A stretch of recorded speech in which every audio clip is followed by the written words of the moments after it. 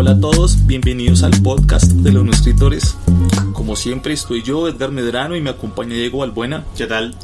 Hoy vamos a estar hablando un poco sobre la narrativa en los videojuegos y también pues pensando desde las adaptaciones al cine hollywoodense principalmente.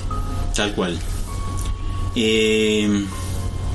Pues el tema de hoy básicamente lo proponemos a ustedes porque entre nosotros recientemente pues hemos estado empezando como a pensar o a considerar que el cine hollywoodense desde hace un par de años entró en una crisis de historias, una crisis de narrativas, lo estamos llamando, que es básicamente, pues si ustedes se dan cuenta, el cine que sale ahorita es precuela, secuela, tercera parte, quinta parte, Remake, reboot, live action, comillas, action, sí. Porque digamos, poniendo ahí como el paréntesis antes de que siga Diego, mucha gente de verdad creía que el Rey León era un live action, sí. Y cuando fueron dijeron, no, es un CGI muy bien hecho, pero no es un live action, sí. Y eso me parece una tendencia que hay que observar bien de cómo venden un live action, siendo que no, ninguno de esos animales está actuando, digamos, sí. Por decirlo de alguna manera. Tal cual. Entonces,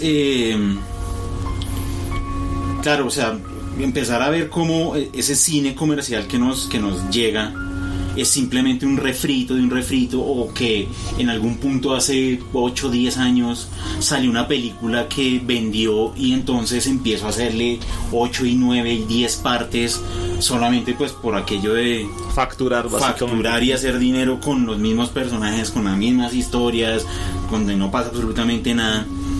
Entonces dijimos como no, venga, o sea, más allá, o sea, nosotros no vamos a resolver obviamente cuál es el problema de fondo, pero nos empezamos a hacer una pregunta, y es: ¿será que no hay más narrativas que puedan aportarle al cine?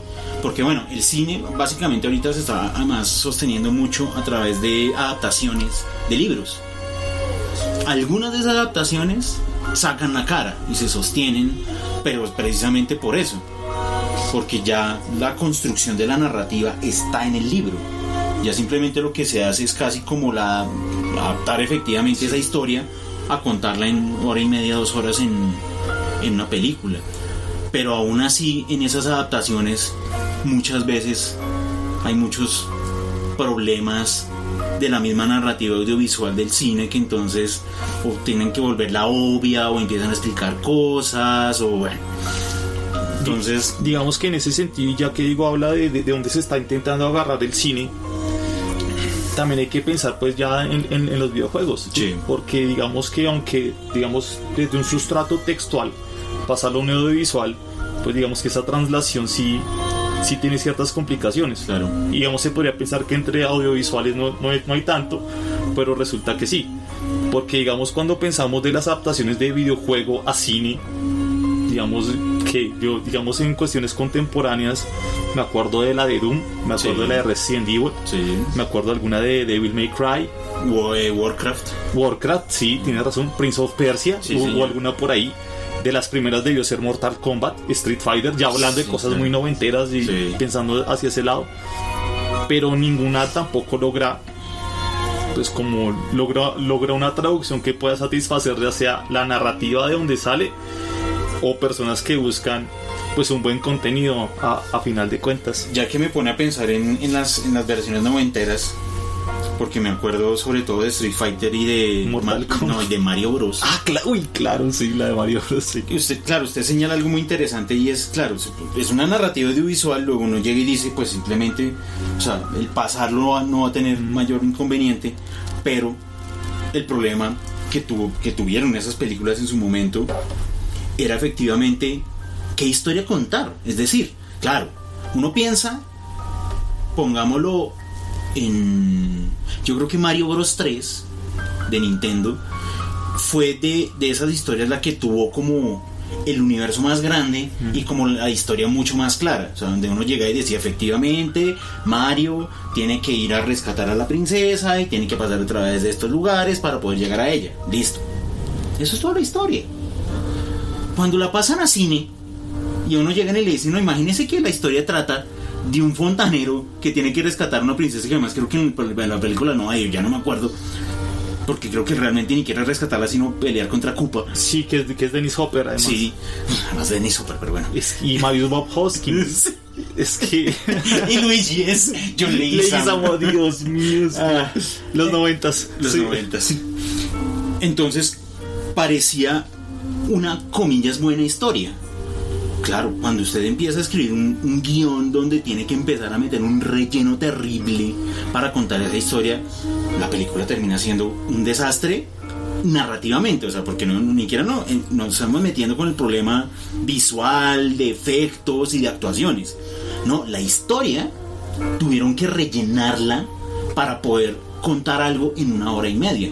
Eso le pasa exactamente a Street Fighter. Entonces alguien dijo como, pues marica, qué historia tan buena, peleadores de todo el mundo que tienen que combatir al mal representado en Mr. Bison, y entonces, listo, eso es toda la historia. Y ahora rellena 1 hora y media. Empiezan a contar estupideces. Sí, es que yo creo que también una de las dificultades que presentan sobre todo esas películas de los 90s, que está muy presente, y es porque los juegos eran narrativas mucho más sencillas. Claro. Sí, porque digamos, sí, aunque el 3 ya era un universo más complejo, porque digamos cada mundo ya era como un espacio diferente, digamos, ya era acuático, había un desierto, había una vaina que parecía casi que el infierno, yo creo que había lava por todas partes, y como que se intenta... El aéreo. El aéreo también.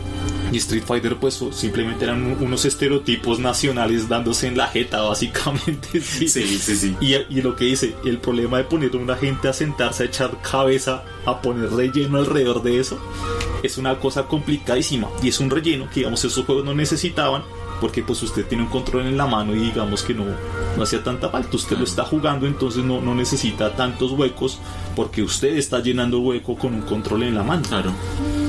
Y que entonces creemos o consideramos que es en la evolución del videojuego, sobre todo en términos tecnológicos, sí. O sea, ya haber salido del cartucho para entrar al CD o entrar al Blu-ray, donde ya tienen, y bueno, las posibilidades de todos esos componentes tan poderosos que tienen las consolas recientes. Sí, porque digamos, poniéndolo de una manera muy simple, casi que una consola hoy día es una CPU con controles, sí. Porque tiene un procesador gráfico, tiene un procesador de datos también, disco duro, tiene disco duro además, entonces sí se ofrece unas posibilidades técnicas muy diferentes a lo que podía pasar con el mismo Nintendo. Claro. Porque digamos yo estuve en una época muy metido como en todo este rollo de la emulación. Me gusta, me parece un mundo muy chévere. Y yo me ponía a ver, y un juego de Nintendo pesa 16 kilobytes. Pesa ciento y tantos kilobytes, sí, ¿no? Claro. Un juego de Super, me acuerdo que podía pesar 3 megas. El que más pesaba era 13 megas. Entonces... Es que hoy en día eso ni siquiera puede pesar una canción de 320 kilobytes por segundo. Y una canción dura 3 minutos, 5 minutos. Entonces, digamos que me acuerdo, es como de lo que hablaba McLuhan cuando habla de que el medio es el contenido.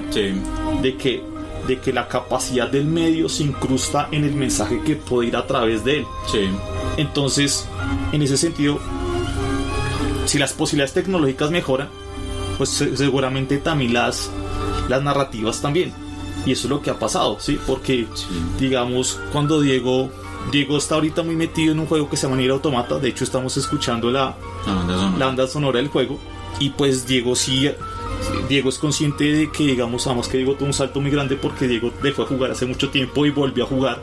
Entonces digamos que sí ha tenido ese choque de la narrativa sencilla a la más compleja que ofrece el mismo medio de una PlayStation 4. Claro, no, pues yo tenía, o sea, es que yo crecí con las narrativas de Atari 2600, que la narrativa era no narrativa porque era simplemente usted pase y pase y pase y haga lo mismo y haga lo mismo y haga lo mismo, hasta que algo que se llama el final, y eso que había un juego que yo no sé si tenía final, pues se supone que sí, porque como que las cosas no podían pasar del número 99, entonces uno se ponía que si llegaba al tablero 99 llegaba al final, pero no sabemos. De pronto en algún punto hace 12, 15 años, cuando aparece la primera Xbox, que me parece que esa empieza ya a proveer herramientas técnicas muy poderosas para empezar a crear unos universos mucho más complejos. Estoy pensando muy puntualmente en Halo 2, Sí. donde ahí ya le empiezan a contar a usted una historia que me parece que esa en particular es casi como haber cogido algo del cine y haberlo incrustado en el videojuego. O sea, eso del guerrero en el espacio y que la vuelta y que va entonces a pelear con seres de otro lugar, pero entonces el que pelea es un humano, y entonces de esas narrativas que ya hemos escuchado en el cine hollywoodense de el humano Starship Troopers prevalecerá, efectivamente. Pero digamos, ya ahí es una historia totalmente diferente a toda esa generación de videojuegos que uno podría decir como no, claro, pero es que Contra y Super Contra eran lo mismo. Más o menos. De hecho, Super Contra se parece más a Rambo 3. Sí. Pero ya no se parece a Halo. O sea, ya es una narrativa muy diferente. Total. Digamos que cuando uno habla de narrativas, principalmente pienso en RPGs. Porque son juegos que están pensados para eso, para contar historias complejas. Sí. El primero que me acuerdo que tuvo así una narrativa que para ese momento puede ser compleja sería el Chrono Trigger de Super. Claro, cómo no. Porque si era un RPG que uno manejaba 5 personajes al mismo tiempo, habían viajes en el tiempo, iban al pasado, iban al futuro, pues con tal de evitar la destrucción de la Tierra. Y además fue de los primeros que yo pensaba en que habían posibilidades de distintos finales, que de pronto en ese momento podía ser algo más exótico. Sí. Eso junto al Final Fantasy IV, que también es como un icono en la saga. Quienes lo hayan jugado saben que siempre está en mente el Final Fantasy IV, sobre todo porque en el giro tiene un final como medio dramático que uno no espera, porque digamos que las narrativas en ese entonces eran como muy amistosas, ¿sí? Amistosas en el sentido de que te intentaban premiar, ¿sí? Si usted lograba si lograba llegar al final, te premiaba con algo bueno. El Final Fantasy IV básicamente castiga al jugador por ganar, ¿sí? No te premia, sino te da fácilmente, es un final triste que no está esperando el jugador. Entonces, aunque es obvio, sí, después ya llega esto que tiene que ser como sexta, séptima generación de videojuegos, ya cuando llega Play 1, Nintendo 64, para mí ese es el punto crítico, ya, sí, claro. Ya cuando de verdad es una capacidad técnica de pasar de unas cuantas megas a pasar a 600, 700 megas de un CD, claro. y hablar de cuando ya se pasa el DVD con PlayStation 2 y Xbox, que ya son un DVD, son 4 gigas, sí. 4 gigas y tanto. Sí. Entonces eso ya obviamente le ofrece otras posibilidades de contar. Mediante un medio digital, al final de cuentas. Digamos que ya esto está en un momento de que ya se están premiando a la gente que escribe videojuegos desde hace 3 años. Ya el guild, ¿cómo se llama? El guild, la asociación o el sindicato de escritores de guiones ya están premiando a quien escribe. Ya hay guion adaptado, guion original y mejor escritura para videojuegos. Entonces, de los que han ganado otro que está jugando Diego, que es el Horizon. Horizon ganó mejor escritura de videojuegos hace unos años. Ganó God of War y ha ganado, creo que fue The Last of Us. Ok, claro. Entonces eso ya habla de que ya el mismo medio ya está pidiendo gente que sepa hacer narrativas, claro, para este medio que es diferente. Sí, claro. Se me pone a pensar ahorita cuando mencioné la Play 1, un juego en particular que me sorprendió muchísimo por la historia que estaba contando, y obviamente muchos lo recordarán con gran cariño, Resident Evil 2. Claro. Me parece que ese juego la sacó del estadio en su momento. Es decir, toda esa historia, todo ese mundo construido, que además en esa época, pues que uno le hablaran de zombies, uno venía de un par de películas ochenteras de zombies, y ese tema pues no había sido explotado mayormente en esa época. Sí. Que de pronto hubiera sido rescatado por el videojuego y lo haya puesto en donde ahora usted va a ser parte de ese mundo y usted va a tener que resolver problemas dentro de ese entorno, pues fue supremamente revelador. Y recuerdo que ese juego en particular traía 2 CDs. Sí.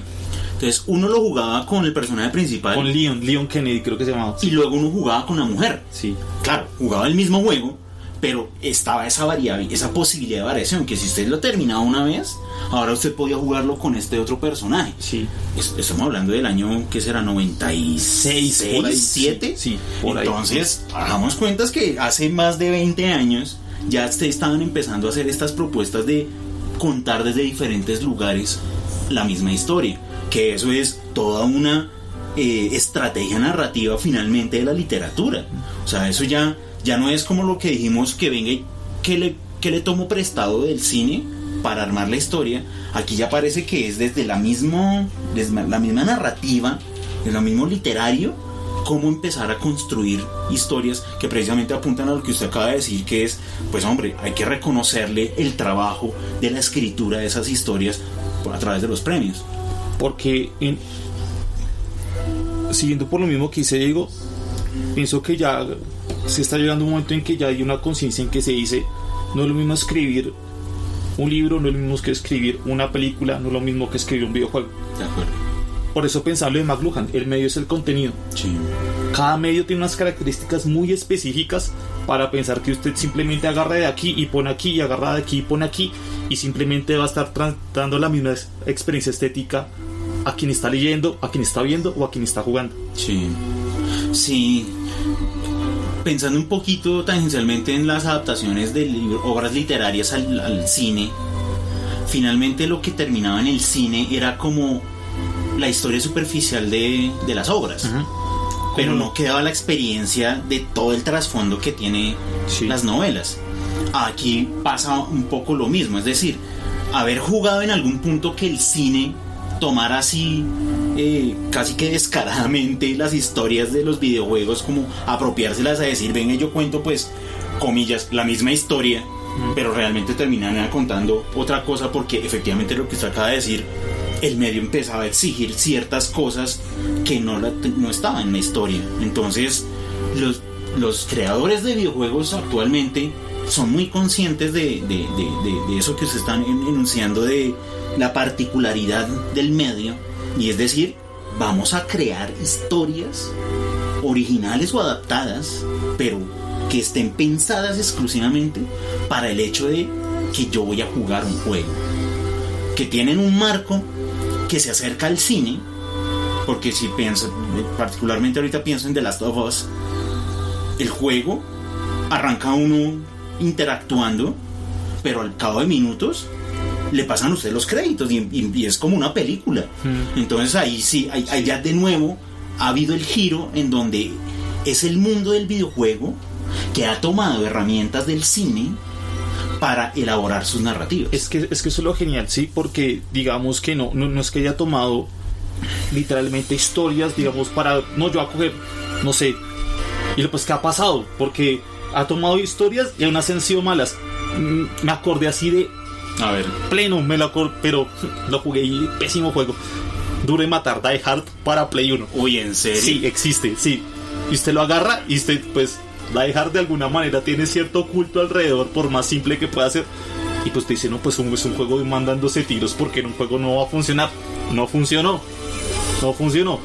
Pero sin embargo, cuando cogen estas herramientas cinemáticas para darle una experiencia al jugador, es muy diferente.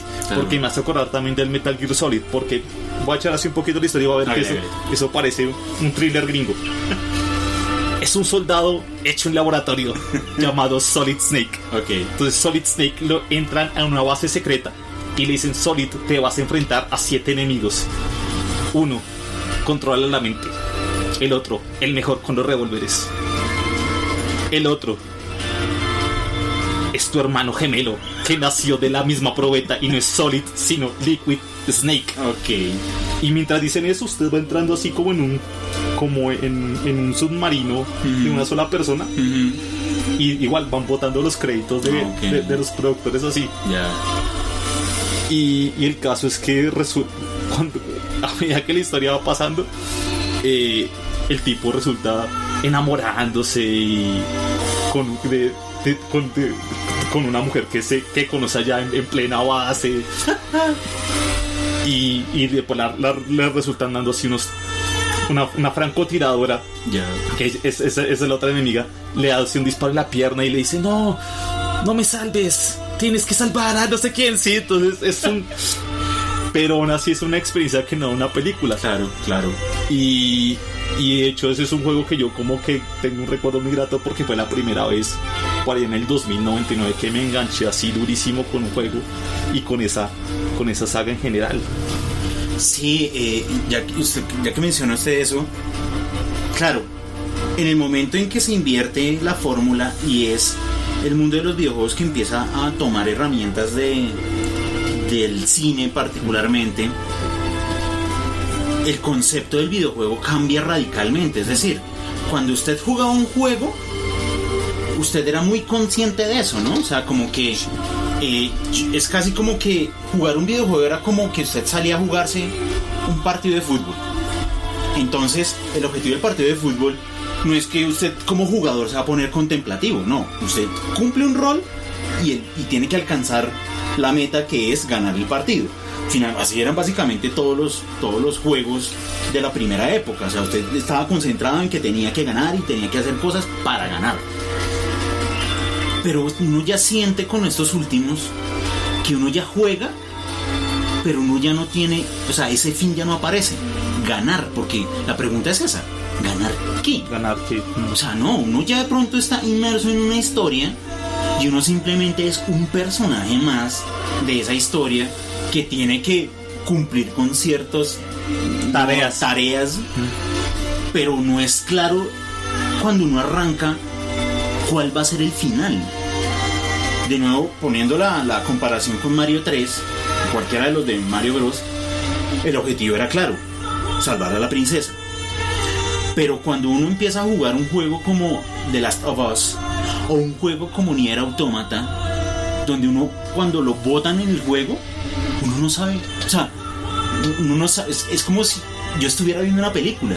O sea, es decir, cuando arranca la película yo no sé cómo va a terminar, salvo que la película sea mala y le vayan adelantando a usted las cosas que van a pasar al final.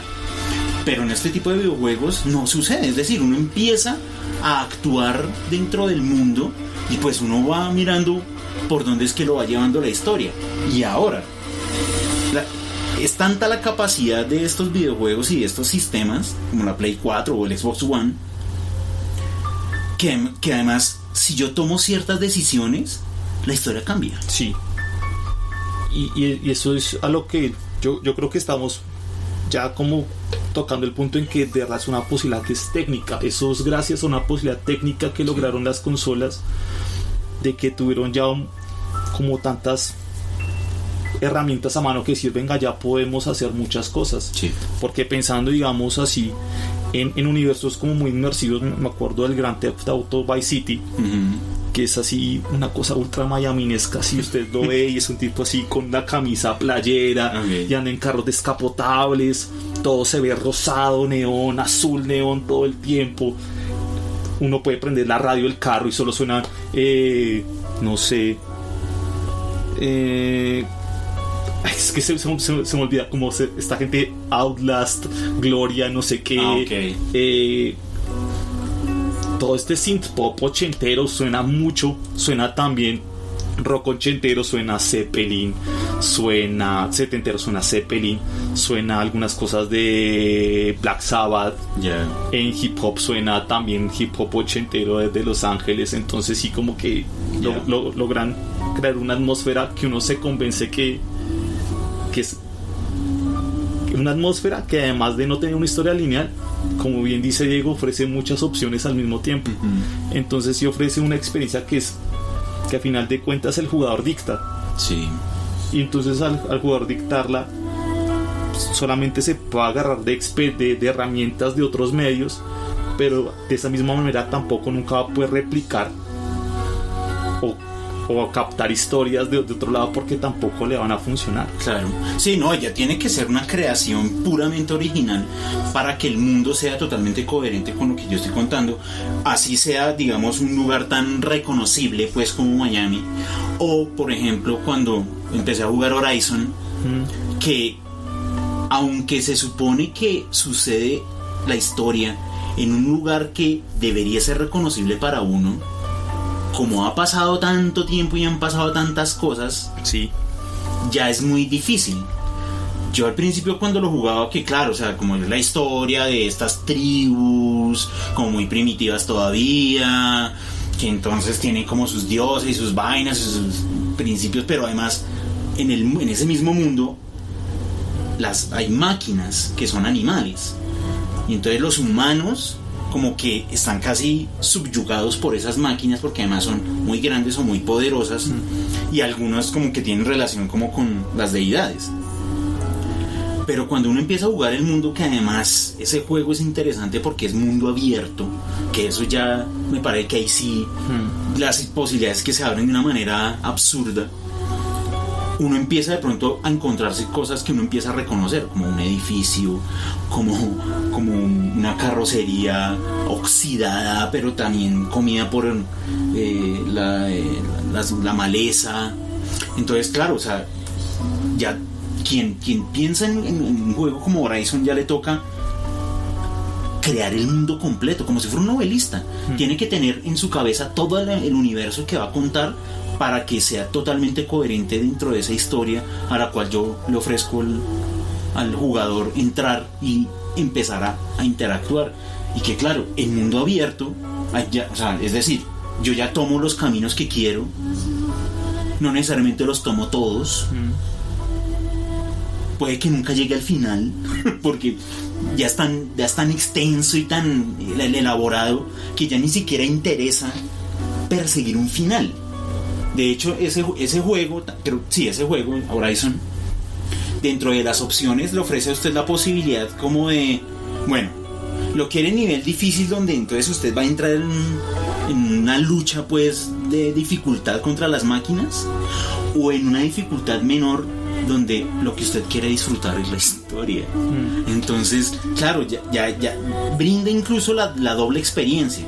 Usted es un gamer así radical, pues súbale la dificultad y usted lo que se va a preocupar es por llegar a un final. Usted es una persona que apenas está entrando en este mundo de este tipo de videojuegos, disfrute el paisaje.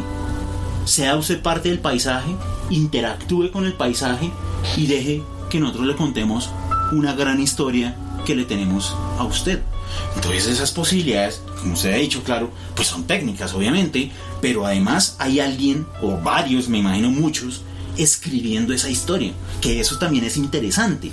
No es una persona la que escribe, puede ser uno que la diseñe, pero hay un montón de gente que empieza a aportarlo, está alimentando. Ahora bien, el caso particular es Nier Automata, porque digamos detrás se supone hay una única cabeza, que creo que es Yoko Taro, creo que es que se llama el señor. Lo conozco. Sí. Yoko Taro se supone que él es el que crea ese universo, él. Y él es el que llega y dice, este juego debería ser de esta manera y debería ofrecer estas posibilidades y debería sobre todo, además, en la historia en que está construyendo, ofrecer esta reflexión acerca de la relación de lo humano y lo maquínico. Hombre, si realmente fue él el que construyó la historia como la persona única, es un tipo supremamente consciente de esas posibilidades que puede brindar una consola como la Play 4. Eso era lo que estaba pensando. Alguien que está escribiendo para este tipo de medio, para una consola, debe tener también un conocimiento profundo de lo que esta consola puede hacer. Claro. Porque simplemente no puede estar tirando globos y decir, venga, si esto resulta o si esto no resulta, sino debe saber qué posibilidad le da eso, y en ese mismo sentido propone, sí, a partir de lo que ese marco estricto que ofrece la capacidad de la consola puede hacer a propósito de la historia de él. Entonces, asimismo, el medio es el contenido. Sí, el medio es el contenido. Sí, estos tipos tienen un conocimiento muy específico de lo que una consola puede hacer, y asimismo piensan qué hay para escribir. Y ahora empezamos hablando de la crisis de los contenidos en Hollywood, precisamente porque en la experiencia que hemos tenido con estos juegos recientes, con Nier Automata, The Last of Us, con Horizon, con Deus Ex, ahí hay una cantidad de gente que está creando contenidos originales de muy buena calidad. Sí. Es decir, está contando historias que no necesariamente deben o buscan el cliché, sino que quieren construir un mundo, un universo completo donde usted sienta que efectivamente puede ser parte de él. Para eso tiene que usted alejarse de muchas otras narrativas que están circulando y estar pensando muy puntualmente en que yo quiero esta historia completa con todos este tipo de detalles. Esas narrativas me parece que están, o sea, aportan mucho al entretenimiento, que me parece que pues el cine hoy en día básicamente es eso, es entretenimiento, ya no es como eso de el art house, sí, esas grandes cosas que también le quieren poner atribuir al cine. No, o sea, esas narrativas son entretenimiento, pero qué vaina que uno hoy va a cine y tampoco se entretiene. Es decir, Marvel, más allá de todo ese CGI y todo ese dinero que bota, uno no alcanza a entretenerse del todo porque la historia tiene muchos vacíos. Estas narrativas de los videojuegos, tras de que usted se está divirtiendo porque lo está jugando, la narrativa en sí misma lo tiene usted atrapado porque la historia que le está contando es completa. Porque efectivamente uno no siente un vacío narrativo, sino en ese mismo interactuar y en ese mismo yo construyo la historia a través de las decisiones que estoy tomando, pues efectivamente usted está totalmente inmerso y se siente convencido y a gusto de jugar estos juegos. Hay unos obviamente mucho más estereotipados. Call of Duty pues es un estereotipo de videojuego que, claro, a quien le gustan esas narrativas seguramente las va a disfrutar porque además también les provee de posibilidades.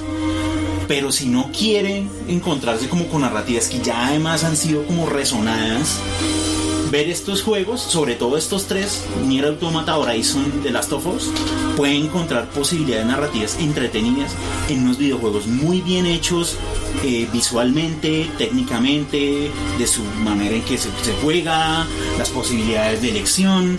Entonces me parece que pensar, o sea, yo soy de los que cree que Hollywood está en su punto más bajo y yo no sé la verdad cómo va a salir de ese atolladero, más con lo que está pasando y es Disney comprando todo. O sea, yo creo que esas narrativas están llegando al punto donde ese pozo de petróleo se está secando. Ahí ya empieza a no haber realmente nada.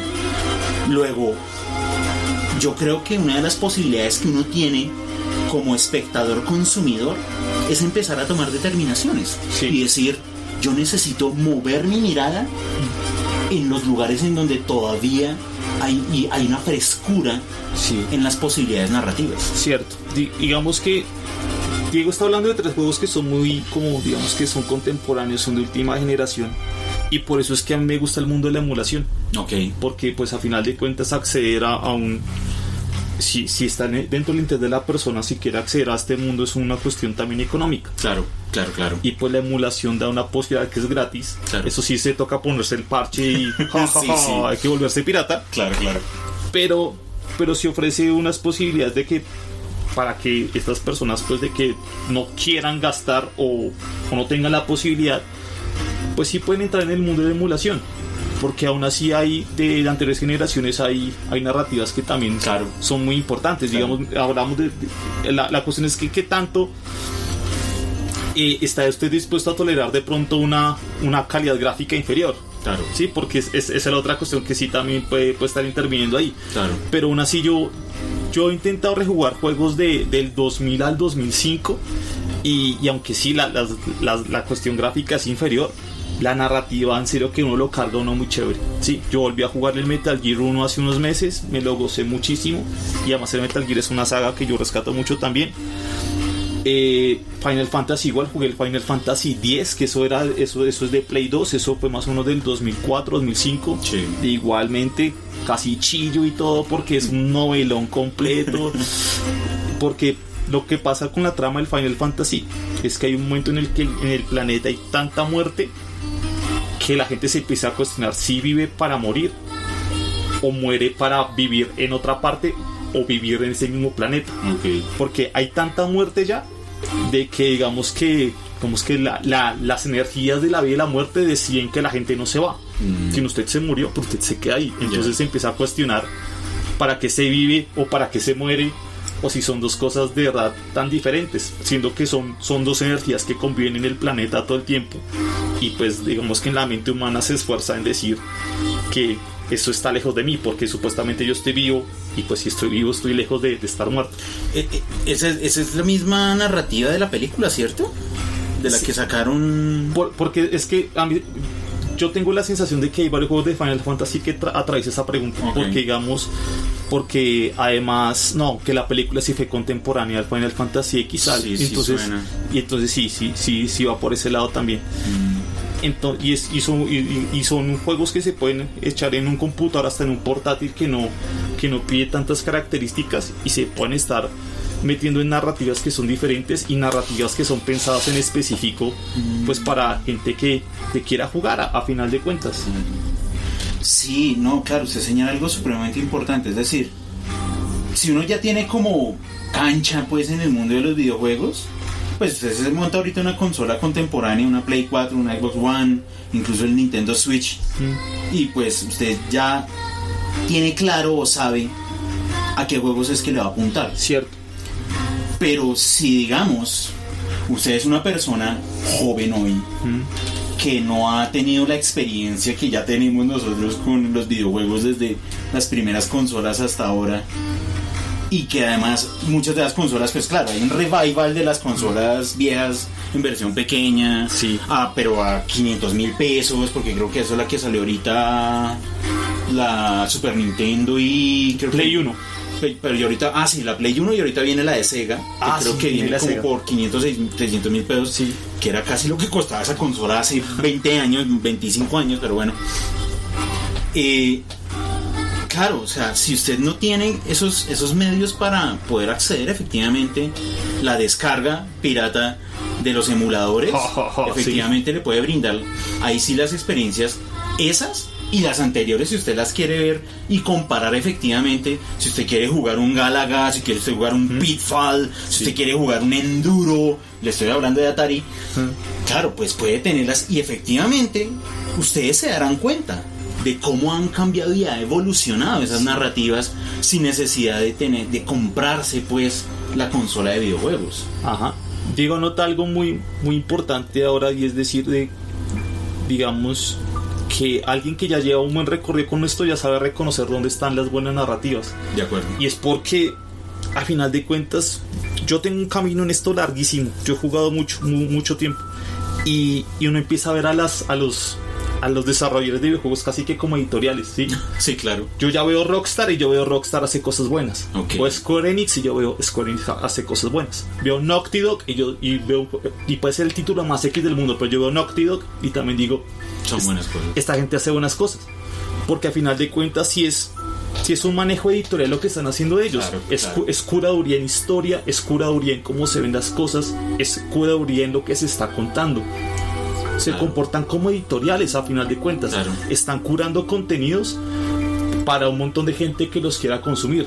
También piensan en públicos. Nier Automata casi no se escucha porque yo estoy seguro que esa gente le apuntó a un nicho muy específico y sabían a quienes iban, y de ahí no ha salido, y por más buen juego que sea, no ha tenido mucho ruido en ese sentido, sino dentro del pequeño grupo que sabían que ellos mismos le iba a apuntar. Sí, es cierto. Aún así hay apuestas muy interesantes, pensando como en relación de videojuegos y literatura, y sé que Diego lo conoce también, el juego la adaptación de Dante's Inferno, del primer canto de la Divina Comedia. A mí eso me pareció una apuesta muy chévere, claro, de una gente que dijo, no, vamos a tomar una obra clásica y lo vamos a adaptar en un manque con una cizalla y una cruz destaja monstruos en el infierno. Qué bueno, y está muy bueno. Es una muy buena idea, porque más allá de hacer una adaptación de una obra clásica, puede hacer que gente hoy en día 2018 diga, oye, pero esa obra, ¿de dónde está viniendo? Claro.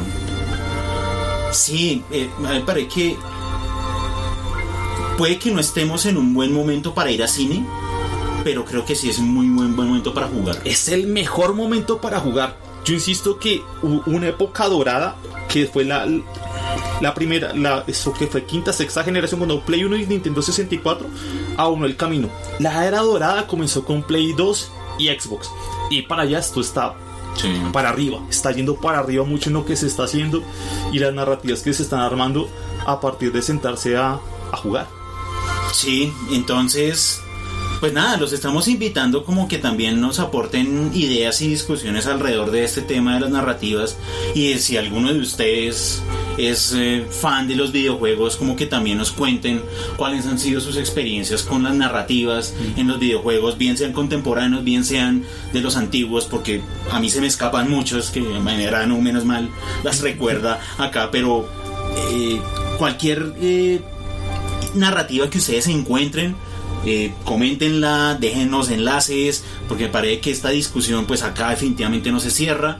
Nosotros apenas estamos como abriendo la posibilidad de hacer esta reflexión de, hombre, si no estás disfrutando el cine, seguramente puedes disfrutar otras formas de entretenimiento donde hay unas historias muy buenas y muy bien construidas.